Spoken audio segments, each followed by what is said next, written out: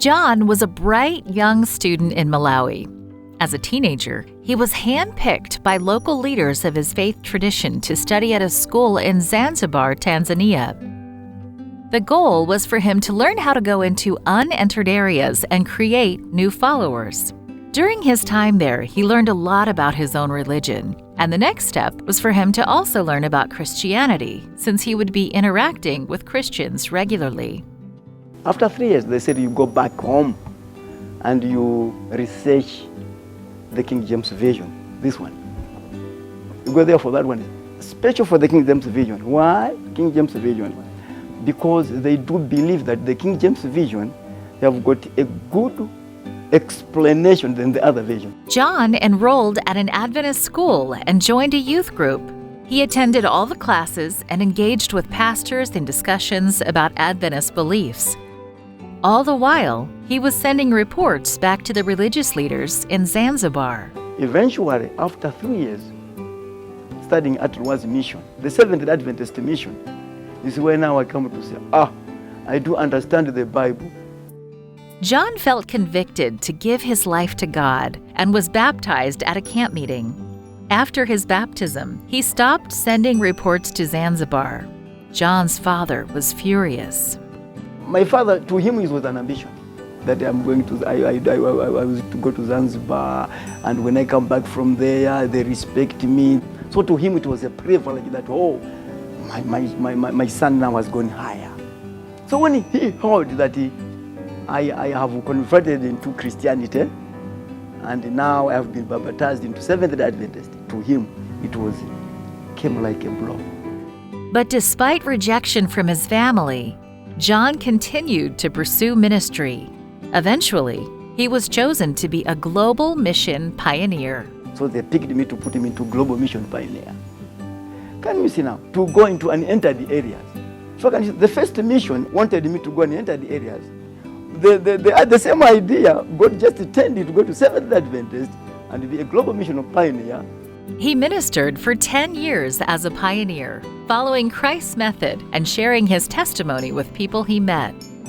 John hadn't finished his education yet, so he enrolled at Malawi Adventist University. I wanted to pursue my degree. Graduated in 2018. So I appreciate God. I thank God because I'm now a graduate, and now I know many things than before. From his teenage years to his time at the university, John knows firsthand the difference Adventist mission schools make in people's lives. This quarter, a portion of the 13th Sabbath offering will go to help build a community outreach and leadership development center on the campus of Malawi Adventist University. Please pray for those involved as the project develops. Pray that more students like John will come to know Jesus through Adventist education. Thank you for supporting mission through 13 Sabbath offering projects like this.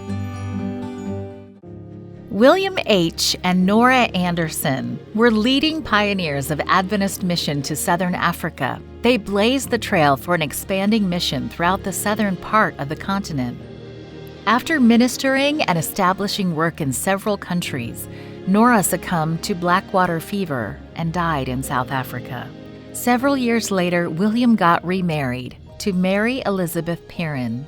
The couple served in Angola from 1924 to 1933. William used his experience and position as superintendent of the Angola Union Mission to advance the gospel message over those 9 years. The Andersons scouted future sites where they could establish mission institutions.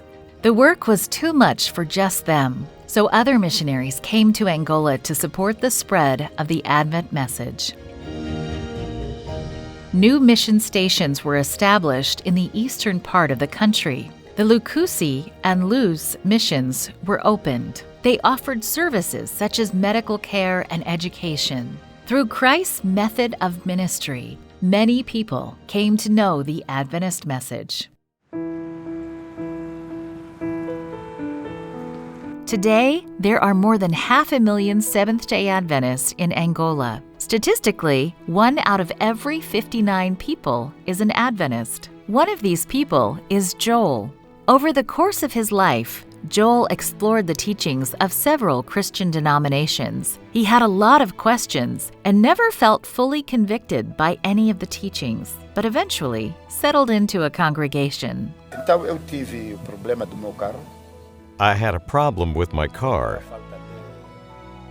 It was missing a part. So I had a friend from Shakati who was an elder of the Adventist Church.